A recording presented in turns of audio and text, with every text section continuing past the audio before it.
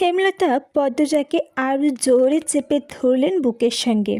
দৃষ্টি অস্থির, বুক হাঁপড়ের মধ্যে ওঠানামা করছে। মুর্শিদ বাড়িতে ঢুকে উঁচু গলায় বললেন, এইখানে এত মানুষ কেন? মতব্বর মিয়া, আপনি এনে কেন? কি হয়েছে? প্রান্তপেমা দৌড়ে এসে মুর্শিদকে জড়িয়ে ধরল। দুজন ভয়ে কাঁদছে, কান্নার শব্দ হচ্ছে না। মুর্শিদ বিস্ময়ে কিংকর্ত বিমূঢ়। মতব্বর মজিদ গভীর কণ্ঠে কামরুলকে প্রশ্ন করলেন, মেয়েটার এই অবস্থা কারা করেছে? এটা কি নিয়মের মধ্যে পড়ে? কামরুল মাথা উঁচু করে রেখেছেন, মিনমিনিয়ে গলায় বললেন, আমি সেরিডারে মারতে কই নাই। জলিল সৈয়দ ওরা মজনুন স্যারা নিজ ইচ্ছায় মারছে। আপনি আটকালেন না? আটকাইছি বইলাই মায়াডা বাচ্চা আছে, আর এমন নটিদের বাচ্চার অধিকার নাই। থামেন মিয়া, কার কী শাস্তি হবে সেটা আমার দায়িত্ব, আপনার না। সৈয়দ জলিল আর মজনুর ছেলের তো দেখাই যাচ্ছে না। আগামীকাল তাদের আমি মাঠে দেখতে চাই। কামরুল মাথা উঁচু করে রাখলেন। মজিদ হাওলদার ভারী সৎ এবং নির্বাণ মানুষ। গ্রামের মানুষদের দুই হাতে আঁকলে রেখেছেন। পুরো অলন্দপুরের মানুষ মজিদকে ফেরেশতার সমতুল্য ভাবে। 25 বছর ধরে অলন্দপুরের সামলাচ্ছেন তিনি। গুড়ি গুড়ি বৃষ্টি পড়ছে, গাঢ় থেকে গাঢ়তর হচ্ছে অন্ধকার। হেমলতা কিছুতেই হিসাব মিলাতে পারছে না অনেক বছর আগের ঘটনা আর এই ঘটনা হুবহুব একরকম কি করে হলো। তিনি নিজের ভিতরে একটা হিংস্র পশুর উপস্থিত অনুভব করছেন। কামরুলের মুখ থেকে শোনা 3টি নাম মস্তিষ্কে নাড়া দিচ্ছে প্রবলভাবে। সাইদ জলিল আর মজনুর ছেলে। মজিদ সবাইকে উদ্দেশ্য করে বললেন, আগামীকাল সবাই স্কুল মাঠে চলে আসবেন। মিয়া মোর্শেদ মেয়ে নিয়ে আলো ফুটতেই চলে আসবেন। এই বাড়ি পাহারায় থাকবে মদন আর আলী। আমার ছেলে আমি নিয়ে যাচ্ছি, ঠিক সময়ে সেও উপস্থিত থাকবে। ভিড় কমতেই কানের তালা লাগানোর মতো প্রচণ্ড শব্দে কাছে কোথাও বজ্রপাত হলো। হেমলতা একা পদ্মজাকে তুলতে গিয়ে হিমশিম খাচ্ছে। মুর্শিদ এগিয়ে এসে 2 হাতে 5 গোলা করে তুলে নিলেন পদ্মজাকে। সেই সময় বিজলি চমকায়, সেই আলোর পদ্মজায় মুখটা দেখা যায়। মুর্শিদের বুক কেমন করে উঠল, কষ্টের চুরমার হয়ে গেল হৃদয়খানা। জন্মের দিন পদ্মজাকে কোলে নেওয়ার পর যে অনুভূতি হয়েছিল, ঠিক সেরকম একটা অনুভূতি হচ্ছে। এর নামই বোধহয় পিতৃত্ব। প্রচণ্ড ঝড়ে বাতাস বইছে, আর ঘরে ঢুকতেই ভারী বর্ষণ শুরু হলো। মুহূর্তেই দেখা দিল তাণ্ডব রুটি ঘূর্ণিঝড়। সেই তাণ্ডব ছুঁতে পারল না মোড়ল বাড়ির মানুষদের মন। ঝড়ের তাণ্ডবের চেয়েও বড় তাণ্ডবের সঙ্গে যুদ্ধ করে চলছে তারা। হেমলতা গরম পানি করে পদ্মজাকে গোসল করালেন, পাল্টে দিলেন জামা কাপড়। পদ্মজার ঠোঁট কামড়ে নীরবে শুধু কেঁদে গেল। অশ্রু আটকিয়ে রাখতে পারছে না কিছুতেই। ইচ্ছে হচ্ছে বাড়ির পেছনে আমগাছটার সঙ্গে ফাঁস লেগে মরে যেতে। হেমলতা পদ্মজার চুল মুছে কপালে চুমু দিলেন। তার চোখ থেকে পদ্মজার নাকে 1 ফোঁটা জল পড়ল। পদ্মজার চোখ তুলে তাকালো মায়ের দিকে। আম্মা আসছে। আম্মা কোথায়? আম্মা আসেনি। পাশের ঘর থেকে পূর্ণার চিৎকার শোনা যাচ্ছে। সেকেন্ড কয়েকের মধ্যে ছুটে এলো সে। হেমলতাকে দেখে ঝাঁপিয়ে পড়ল বুকের ওপর। হাউমাউ করে কেঁদে উঠল। পূর্ণার শরীরকে আগ্নেয়গিরি মনে হচ্ছে, এত উত্তপ্ত, জ্বরে পুড়ে যাচ্ছে। পূর্ণার কান্না দেখে পদ্মজা ডুকরে কেঁদে উঠল। হেমলতা স্তব্ধ হয়ে 2 মেয়ের কান্না শুনছেন, কাউকে সামলানোর চেষ্টা করছেন না। এদিকে মঞ্জুয়ারা জড়সড় হয়ে দাঁড়িয়েছেন দরজার সামনে। টিনের চালে ভারী বর্ষণের শব্দ হচ্ছে। জগৎ সংসার একাকার হয়ে যাচ্ছে সেই শব্দে। মাঝরাত, বাতাসের ব্রেক প্রচণ্ড। হেমলতা কালো রঙের শাড়ি পরে একটা ব্যাগ কাঁধে ঝুলিয়ে বাড়ির বাইরে পা বাড়ান। মঞ্জুয়ারা বারান্দার ঘর থেকে উঁচু কণ্ঠে বললেন, রামদা ব্যাগে কেন ঢুকাইছোস? আর কোনো কেলেঙ্কারি বা কি? হেমলতা বিদ্যুতের বেগে ফিরে দাঁড়ালেন মঞ্জুয়ারার মুখ দিকে এক লহমানের জন্য। পরক্ষণে নিঃশব্দে বর্ষণ মাথা নিয়ে যাবে বাড়ি ছেড়ে বেরিয়ে গেলেন। সঙ্গে সঙ্গে আটকে উঠলেন মঞ্জুয়ারা, ছুটে গেলেন পদ্মজার ঘরে। পদ্মজা চুপচাপ শুয়ে আছেন, মৃদু ফোঁপাচ্ছেন, আওয়াজ পাওয়া যাচ্ছে। পূর্ণা ঘুমাচ্ছে। তিনি ঘর ছেড়ে দ্রুত বারান্দায় ঘরে এলেন। বড্ড অস্থির লাগছে। জীবনে প্রথমবার সৃষ্টিকর্তার কাছে হেমলতার জীবন ভিক্ষা চেয়ে সেজদায় লুটিয়ে পড়লেন। মেয়েটার যাতে কিছু না হয়।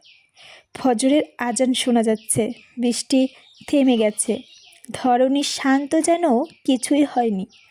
পদ্মজা ঘর থেকে বেরিয়ে বারান্দায় এসে দাঁড়ালো। গেটের শব্দ পেয়ে উৎখুশ হয়ে তাকালো। বিধ্বস্ত অবস্থায় হেমলতা ঢোকেন বাড়ির ভেতর। মঞ্জুয়ারা কখন যে পাশে এসে দাঁড়িয়েছেন পদ্মজা টের পায়নি। হেমলতা বাড়িতে ঢুকে কাঁধে ব্যাগটা মুরগির খোপে সামনে ছুঁড়ে ফেললেন। অন্ধকারের কারণে তার মুখটা স্পষ্ট নয়। হেমলতা বাড়ির পেছনের দিকে চলে গেলেন। পদ্মজা অনুভূতি শূন্য, বিভীষিকাময় সন্ধ্যার স্মৃতি অস্পষ্ট জড়িয়ে রেখেছে তাকে। সে ধীর পায়ে উঠোনে এসে দাঁড়ালো। পেছনে গেলেন মঞ্জুয়ারা। পায়ের শব্দে চমকে তাকালো পদ্মজা, দেখতে পেল নানিকে। ধীর কণ্ঠে প্রশ্ন করল, নানু, আম্মা কোথায় গিয়েছিলেন? মঞ্জুয়ারা ক্ষণকাল নীরব থেকে বললেন, জানি না। মঞ্জুয়ারার কণ্ঠে ভয়। পদ্মজা নিজের দুর্বল শরীর ঠেলে নিয়ে এলো বাড়ির পেছনে। দেখতে পেল হেমলতা নদীতে নেমে গোসল করছেন। তিনি এক মুহূর্তে কয়েকটায় ডুব দিলেন। পদ্মজা মাথায় এবার দুশ্চিন্তায় ভর করে শুরু করে। ব্যস্ত পায়ে খাটের কাছে এসে ক্ষীণ স্বরে ডাকল, আম্মা। হেমলতা ঘুরে তাকালেন। ঝড় শেষে আকাশ সাদা, অন্ধকার কাটার পথে। পদ্মজা বলল, অসময়ে কেন গোসল করছো? ঠান্ডা লাগবে। হেমলতা গোসল শেষ করে উঠে এলেন ওপরে। পদ্মজা আরও কিছু বলল না। হেমলতা উঠোনে এসে মঞ্জুয়ারাকে আদেশের সুরে বললেন, পূর্ণাকে নিয়ে আসো আম্মা। পদ্মজা অবাক হয়ে শুধু দেখছে। পূর্ণা ধীর পায়ে হেঁটে আসছে। তার জ্বর অনেকটা কমেছে। মঞ্জুয়ারা দূরে দাঁড়িয়ে রইলেন। হেমলতা মৃদু হেসে পূর্ণাকে বললেন, পদ্মজার পাশে এসে দাঁড়া। পূর্ণা হতবুদ্ধি হয়ে পড়ল। সে বাধ্যের মতো এসে দাঁড়ালো পদ্মজার পাশে। হেমলতা মুরগির খোপের পাশ থেকে একটা কালো ব্যাগ হাতে তুলে দিলেন।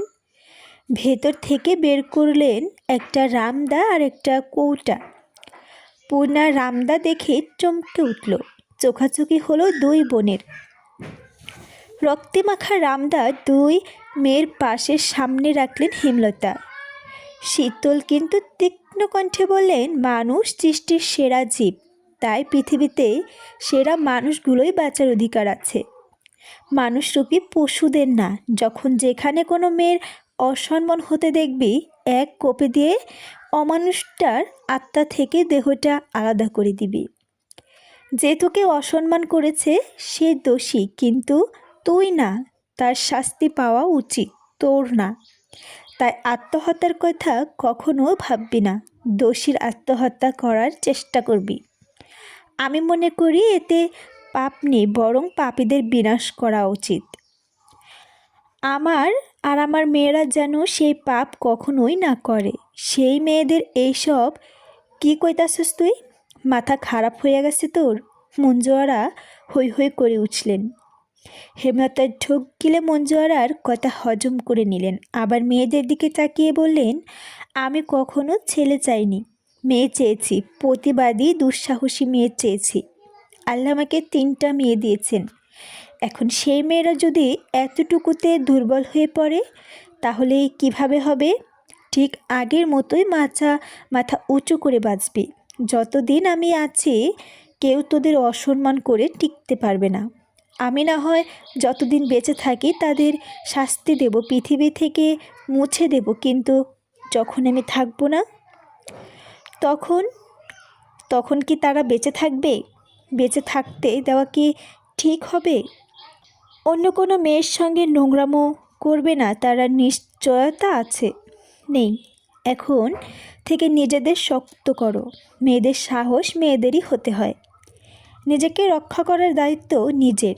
গত রাতে স্মৃতি দুঃস্বপ্ন ভেবে তুলে যেতে বলবো না, মনে রাখো। প্রতিটা মানুষের ভেতরে লুকানো হিংস্র শক্তি আছে, সবাই প্রকাশ করতে জানে না, চিনতে পারে না নিজেকে। গত রাতের ঘটনাটি মনে রেখে নিজের ভেতরে লুকানো হিংস্র শক্তিটাকে জাগিয়ে হাতের মুঠোয় রাখো, যাতে সঠিক সময়ে হাতের মুঠ খুলে মেরুদণ্ড সোজা করে দাঁড়াতে পারিস। আঘাতে আঘাতে চুরমার করে দিতে পারিস পাপের জগৎ। এইটুকু বলে হেমলতা ক্লান্ত হয়ে তপ করে বসে পড়লেন। পদ্মজা আম্মা বলে হেমলতাকে ধরতে চাইলেন, হাত উড়িয়ে বললেন, দাঁড়িয়ে থাক। সময় নিয়ে প্রাণ ভরে দম নিলেন তিনি। এরপর কৌটাটা খুলে ঠান্ডা তরল কিছু ঢেলে দিলেন দুই মেয়ের পায়ে। পূর্ণা কেঁপে উঠে দূরে সরে গেল। পদ্মজা আতঙ্ক নিয়ে প্রশ্ন করল, কার রক্ত? রক্তের কথা শুনে ঘৃণা আর ভয়ে পূর্ণার সর্বাঙ্গ রিরি করে উঠল। তার মনে হচ্ছে পায়ের পোকা কিলবিল করছে। টাটকা তাজা রক্ত বমি গলায় এসে আটকে গেছে। হেমলতার জবাব দিলেন না, শুধু মৃদু হাসলেন। পূর্ণা এই ভয়ঙ্কর দৃশ্য সহ্য করতে না পেরে জ্ঞান হারালো। দুই হাতে বোনটিকে জাপটে ধরল পদ্মজা। কি আশ্চর্য! এই ভয়ঙ্কর ঘটনা তাকে একটুও বিচলিত করল না। হেমলতার গায়ে ভেজা শাড়ি, তাই তিনি পূর্ণাকে ধরলেন না। মঞ্জুয়ারাকে বললেন, পূর্ণারে ঘরে নিয়ে যাও আম্মা। মঞ্জুয়ারা কঠোর চোখে চেয়ে আছেন হেমলতার দিকে। হেমলতা আবারও হাসলেন। ভেজা কণ্ঠে মঞ্জুয়ারাকে বললেন, কালো বলে অবহেলা না করে বুকে আগলে রাখলে আমার জীবনটা, আমার মেয়েদের জীবনটা অন্যরকম হতে পারতো আম্মা। হেমলতার কথায় মঞ্জুয়ারা সারা মুখ বিষণ্ণতায় ছেয়ে গেল। তিনি হেমলতার দিকে তাকিয়ে থাকতে পারছেন না। অপরাধ বোধে মাথা নুয়ে ফেললেন। পূর্ণাকে ধরে নিয়ে গেলেন ঘরে। হেমলতা সেখানেই পড়ে রইলেন। আকাশের দিকে তাকিয়ে জোরে জোরে নিঃশ্বাস ফেললেন। আলো ফুটেছে পুরোপুরি, পাখির কিচিরমিচির শোনা যাচ্ছে। তিনি পানি দিয়ে উঠোনে রক্ত মুছে দিলেন চিরতরে। রামদা ধুয়ে লুকিয়ে রাখলেন লাহারি ঘরে। শাড়ি পাল্টে উঠোনে পা রাখতেই মগাকে দেখতে পেলেন। খবর এনেছে সে বিচার বসবে দুপুরে। রাতের ঘূর্ণিঝড়ে গ্রামে বেশিরভাগ ঘরবাড়ি উড়ে গেছে। ফসল ও পশু পাখি সহ বিভিন্ন ক্ষতি হয়েছে।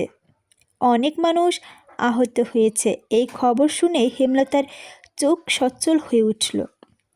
প্রকৃতির দিকে তাকিয়ে তিনি কৃতজ্ঞতা প্রকাশ করলেন। প্রকৃতি কখনো কাউকেই ছাড় দেয় না। গ্রামবাসী অন্যায় দেখে নিস্তব্ধ থেকেছিল, এই বুঝি তারই শাস্তি? মাথার উপর সূর্য, তাপদাহ প্রচণ্ড। পূর্ণা, পদ্মজা ও হেমলতা কালো বোরকার আবরণে নিজেকে ঢেকে নিয়ে যাত্রা শুরু করেছেন অলন্দপুরের মাধ্যমিক স্কুলের উদ্দেশ্যে। খাখা রোদ্দুর, তপ্ত বাতাসের আগুনে হালকা সবুজ পাতা নেতিয়ে পড়া দৃশ্য পড়ছে চোখে। মুর্শিদ বাকিদের নিয়ে আসছে। রিনাদের বাড়ির পাশ দিয়ে যাওয়ার পথ করুণ কান্নার স্বর ভেসে আসে। পদ্মজা চোখ তুলে তাকিয়ে দেখল রিনার বাড়ির ছাদ উড়ে গেছে, গাছপালা ভেঙে পড়ে আছে উঠোনে।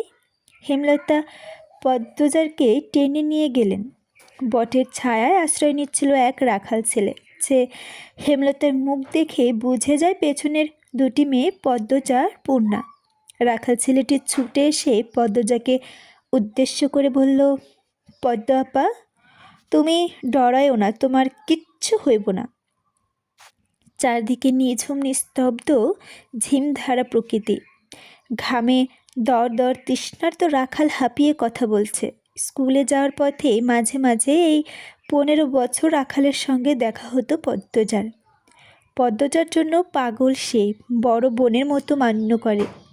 পদ্মজা মৃদু হাসল, তবে মুখের ওপর পাতলা পর্দা আছে বললে রাখালের চোখে তা পড়ল না। রাখালকে পেছনে ফেলে 3 মা মেয়ে এগিয়ে চলল। স্কুল মাঠে অনেক মানুষ জমেছে। রাতের ঘূর্ণিঝড়ের জন্য অলন্দপুরে বেশি অর্ধেক মানুষ আসেনি, তবু উপস্থিত জনতার সংখ্যা 500 তো হবেই। ঘটনা ঘটেছে আটপাড়ায়। তা ছড়িয়ে পড়েছে সব পাড়ায়। যথাসময়ে বিচার কার্য শুরু হলো। পদ্মজা এবং আমির দুজনে দুই দিকে দাঁড়িয়ে আছে।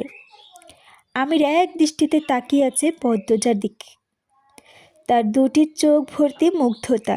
মাতব্বরের ঠান্ডা গলায় প্রশ্ন করলেন, পদ্মজা আমিরকে একসঙ্গে কারা কারা দেখেছেন? রমিজ আলী, কামরুল মালিক হাত তুললেন। মজিদ মাতব্বর বললেন, কি দেখেছেন ব্যাখ্যা করুন।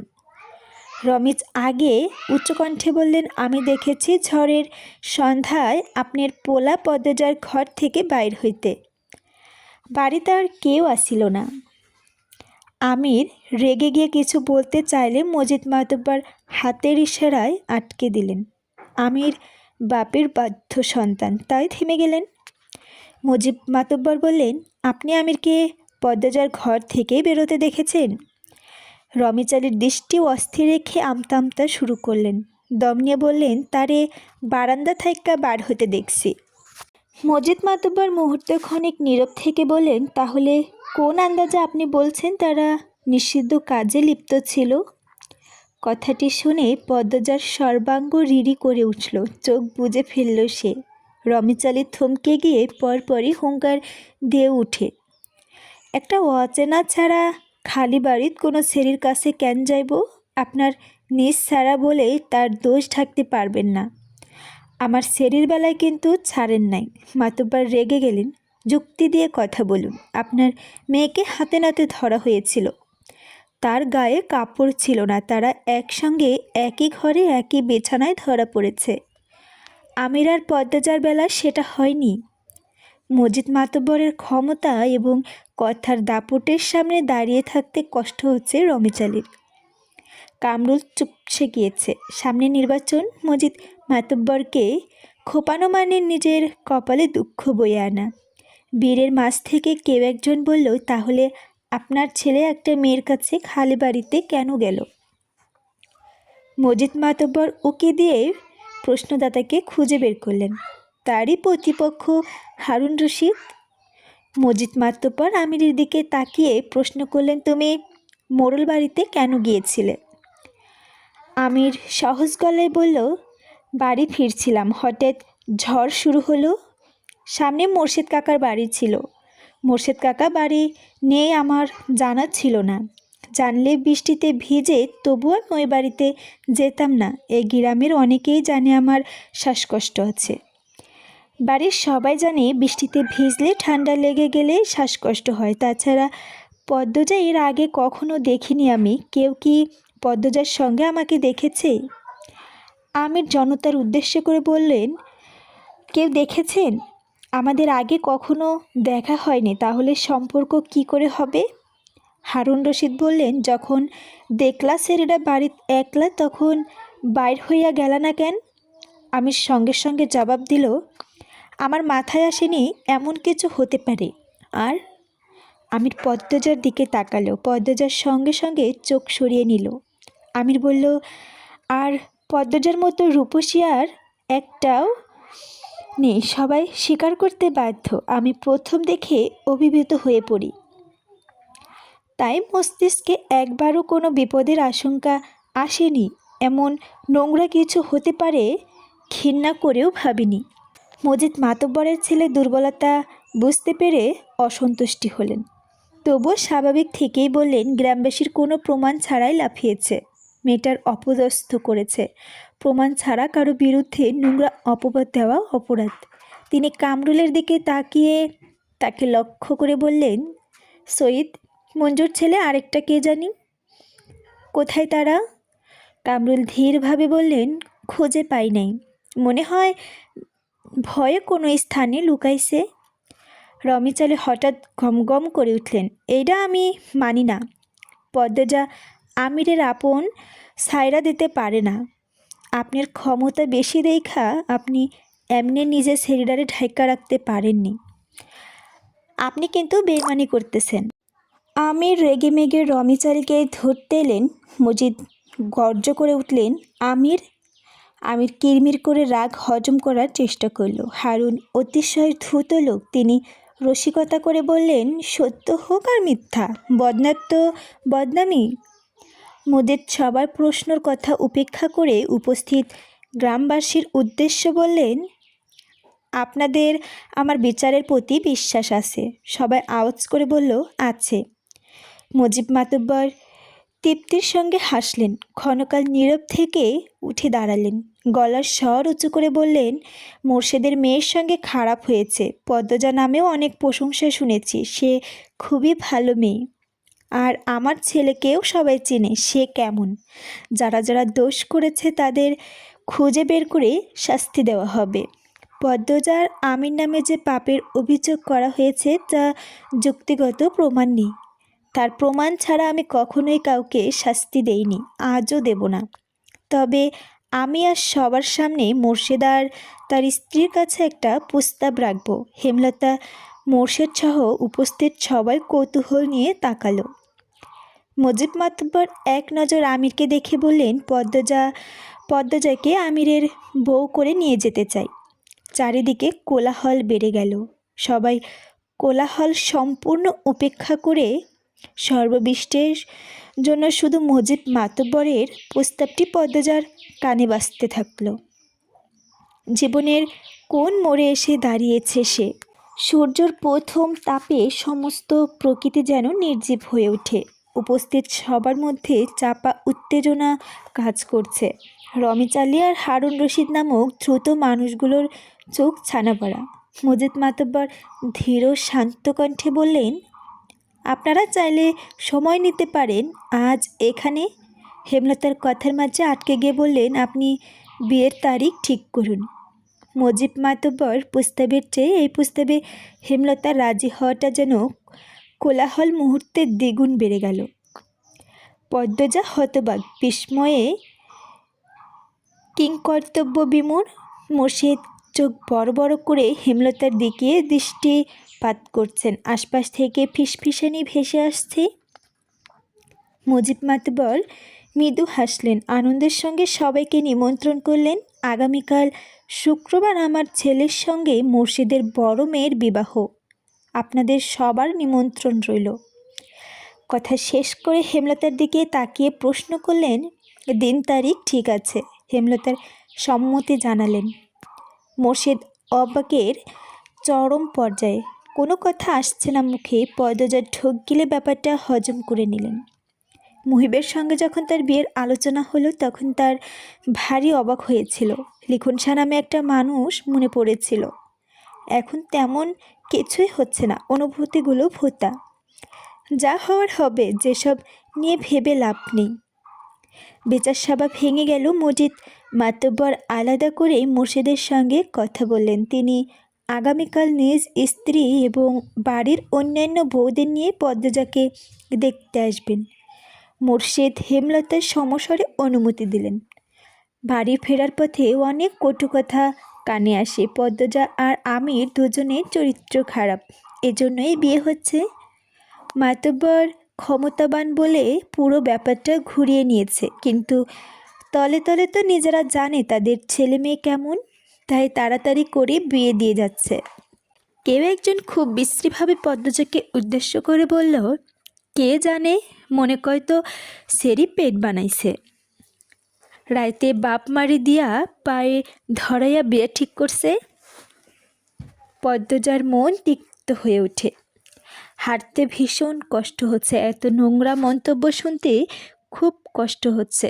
মিথ্যা অপবাদ চারদিকে। বোরকার আড়ালে পদ্মজার চোখ দুটো ছলছল করছে। খুব কাঁদতে ইচ্ছা করছে।